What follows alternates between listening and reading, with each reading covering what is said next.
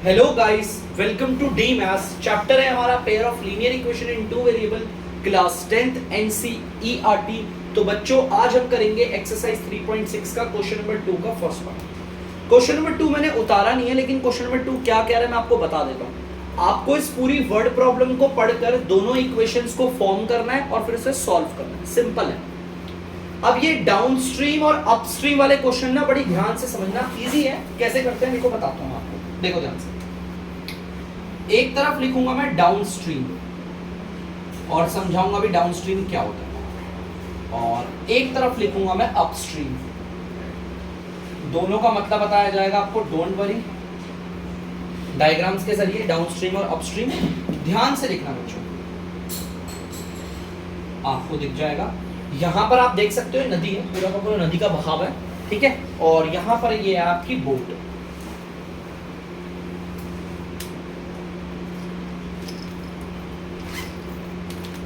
बेटा देखो, डाउनस्ट्रीम से आपको पता चल जाना चाहिए, इसका मतलब आपकी जो बोट है वो नीचे की तरफ जा रही है, ठीक है। देखो ये रहा। बाकी अगर कोई भूल जाता है सर कहां जा रही है नहीं समझ में आ रहा, तो एक काम करता हूं, डायरेक्शन दिखा देता हूं। हमारी बोट नीचे की ओर जा रही है। आप सबको मालूम होगा डाउनस्ट्रीम में बोट नीचे की ओर जा रही है, और अपस्ट्रीम में काम करते हैं। अपस्ट्रीम में आपको पता ही चल गया होगा बोट कहां की ओर जाएगी। अपस्ट्रीम में बोट ऊपर की ओर जाएगी, ठीक है। ये देख सकते हो ध्यान से, यहां पर एरो देके बता रहा हूं, ऊपर की ओर जा रहा है, ठीक है। बेटा याद रखना, हमेशा आपकी जो बोट की स्पीड होगी उसको आपको हमेशा देखो, डाउनस्ट्रीम और अपस्ट्रीम का जो क्वेश्चन होता है ना, काफी फेमस है वो, ठीक है, 10th क्लास में। डाउनस्ट्रीम का केस हो या फिर अपस्ट्रीम का केस हो, इसे कहते हैं स्ट्रीम, ठीक है। ठीक है, पानी मतलब पानी आपका, ये स्ट्रीम है और ये आपकी बोट है। बोट की स्पीड को आपको हमेशा x मानना है, हमेशा। देखो बोट की जो स्पीड होगी उसको आपको हमेशा x मानना है। इसकी स्पीड को ले लेंगे x किलोमीटर पर आवर। चाहे डाउनस्ट्रीम का केस हो चाहे अपस्ट्रीम का केस हो, बोट की स्पीड को आपको हमेशा x किलोमीटर पर आवर ही लेना है, हमेशा। इस वाले क्वेश्चन में नहीं, अभी बहुत सारे होते हैं जो डाउनस्ट्रीम और अपस्ट्रीम के होते हैं। सबसे पहले तो देखो डाउनस्ट्रीम का डायग्राम और अपस्ट्रीम का डायग्राम समझ में आ गया होगा। डायग्राम समझ में आ गया। उसके बाद आपके पास ना यहाँ पर दो चीजें जो मूव कर रही है, एक तो आपका पानी है और दूसरा है आपका क्या, ये आपका बोट। बेटा याद रखना, जब बोट ढलान में होती है ना, तब बोट की स्पीड से बोट की स्पीड नहीं होती, बोट की स्पीड के साथ साथ पानी की स्पीड भी इसमें जुड़ जाती है। इस चीज को हमेशा ध्यान रखना। देखो एक चीज मैं आपको सिंपल बता दूं, देखो फिलहाल तो मैं आपको सिंपल डायरेक्ट बताता हूं। बोट की स्पीड को मानेंगे x और नदी की स्पीड को मानेंगे y। याद रखना, जब बोट ढलान पे होगी, डाउन स्ट्रीम का केस होगा जब बोट नीचे की ओर आ रही होगी। फिर से मैं बोल रहा हूं, बोट की स्पीड होती है x और आपकी ये स्ट्रीम, ये जो नदी है उसकी स्पीड होगी आपकी y। जब ढलान वाला केस होता है तो बोट की स्पीड बढ़ जाती है, बढ़ती है ना, तो इस वाले केस में हमारी स्पीड होती है हमेशा x प्लस y। ये चीज याद रखना, x प्लस y होती है हमारी किस वाले केस में, इस वाले केस में, डाउनस्ट्रीम वाले केस में। x y kilometre per hour, ये आपका डाउनस्ट्रीम का केस है। x है आपकी बोट की स्पीड, y है आपकी नदी की स्पीड। दोनों स्पीड मिल जाती है तभी तो बोट बहुत तेजी जाती है। ढलान के केस में आपने देखा होगा, जितनी बोट की स्पीड होती है उससे ज्यादा स्पीड से दौड़ती है बोट। क्यों? क्योंकि इसमें बोट की स्पीड भी जुड़ी हुई है, नदी की स्पीड भी जुड़ गई है, ठीक है, क्लियर। अब अपस्ट्रीम के केस में आते हैं। देखो अपस्ट्रीम के केस में क्या होता है, आपको साफ पता चल रहा होगा। अपस्ट्रीम के केस में जो बोट ऊपर की ओर जा रही है, आप साफ देख सकते हो, ये जो बोट ऊपर की तरफ जा रही है इसकी स्पीड कम हो जाएगी। देखो भाई, इसकी स्पीड थी x और आपको पता है जो नदी है वो उसकी स्पीड को कम करेगा ना। देखो नदी आपकी यूं बहती हुई आ रही है नीचे की ओर और जहाज आपका ऊपर की ओर जा रहा है, तो नदी की स्पीड इसकी स्पीड को कम करेगी ना। तो यहां पर स्पीड होती है x minus Y kilometre per hour. ये चीज बस आपको याद रखनी है कि डाउन स्ट्रीम में स्पीड होती है x plus Y kilometre per hour, और अप स्ट्रीम में जो स्पीड होती है वो x minus Y kilometre per hour होती है। भाई डाउन स्ट्रीम में प्लस क्यों होगी दोनों स्पीड, क्योंकि भाई डाउन है, नीचे दोनों स्पीड जुड़ गई है, और अप स्ट्रीम में माइनस होती है। x है हमारी बोट की स्पीड और y है हमारी नदी की स्पीड, याद रखना, ठीक है। डाउन स्ट्रीम वाले केस में ये होती है स्पीड और अप स्ट्रीम वाले केस में ये होती है स्पीड। ये भी चीज क्लियर है पक्का, ठीक है। अच्छा अब ध्यान से सुनना, यहां पर आगे हम देखते हैं, इसके आगे हमें करना क्या है। अब हमें क्वेश्चन क्या बोल रहा है पढ़ते हैं। Ritu can row downstream 20 kilometre in 2 hour. देखो डाउन स्ट्रीम का केस चल रहा है, वो कह रहा है ऋतु जो है वो अपनी बोट को लेकर नीचे जा रही है। देखो ऋतु है यहाँ पर बैठी होगी, ऋतु अपनी बोट को लेकर नीचे जा रही है, कितना 20 किलोमीटर, ये डिस्टेंस है, डिस्टेंस है 20 किलोमीटर, ठीक है। और कितने टाइम में जा रही है? 2 घंटे में। टाइम कितना आ रहा है? 2 आवर, ठीक है। ध्यान से सुनना मेरी इस चीज को, ठीक है। यहां पर बोला है कि ऋतु नाम की ना एक लड़की है जो कि जहाज पे बैठकर नीचे की ओर जा रही है, 20 किलोमीटर डाउनस्ट्रीम जा रही है, मतलब 20 किलोमीटर नीचे जा रही है, वो भी 2 घंटे।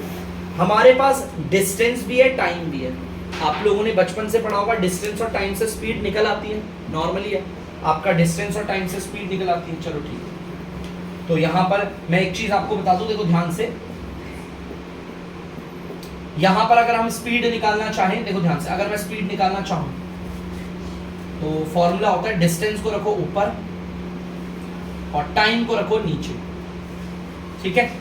अब इसे अगर आप सॉल्व करोगे, ये कटेगा, ये भी कटेगा, ये 1 बारी पे है, 10 बारी पे, नीचे 1 की कोई वैल्यू नहीं होती, स्पीड आ गई 10 kilometre per our, 10 kilometre per hour, ये आ गई आपकी स्पीड, सिंपल स्पीड है यार। लेकिन स्पीड तो मेरे पास थी पहले से, देखो यहां पर स्पीड आई है मेरी 10 किलोमीटर पर आवर, लेकिन स्पीड तो मेरे पे थी ना। इसका मतलब इस वाले केस में जो ये स्पीड है और ये स्पीड है, दोनों बराबर है। माने कि जो x प्लस वाई है ना, वो बराबर है 10 के। मैं यूनिट नहीं ले रहा, x प्लस वाई आपका 10 के बराबर है।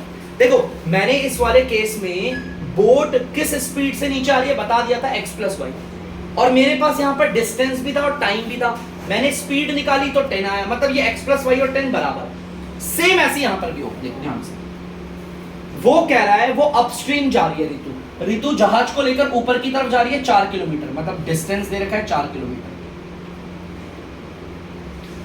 कितने घंटे में जा रही है? टाइम भी दे रखा है 2 आवर, 2 आवर टाइम दे रखा है, देखो सिंपल है ना, 2 आवर टाइम दे रखा है। या डिस्टेंस भी है, टाइम भी है, तो स्पीड निकाल सकते हैं हम यहाँ पर। स्पीड निकालने का फॉर्मूला होता है डिस्टेंस को रखो ऊपर और टाइम को रखो नीचे।